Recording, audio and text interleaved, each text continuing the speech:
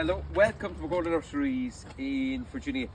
This is brand new hydrangea, dwarf hydrangeas, only grow 2 feet high, 60 centimeters high, flower non-stop until June until October. It's what we call the little range of hydrangeas. Available in blue to purple like that, and pink. You'll see them all in the web shop shortly. Pink like that, June to October flowering, and blue like that.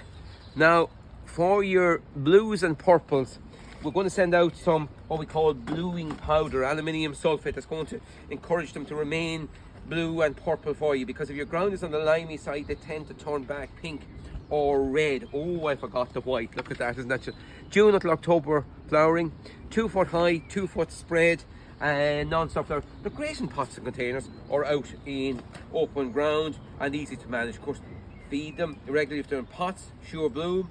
Out in open ground, feed them with Flower Max. So every 4 to 6 weeks with Flower Max in open ground, every 2 weeks with Sure Bloom in pots and containers. So new range of dwarf hydrangeas. The little range are fantastic. June until October flowering and last for years. Bye for now. Enjoy your garden.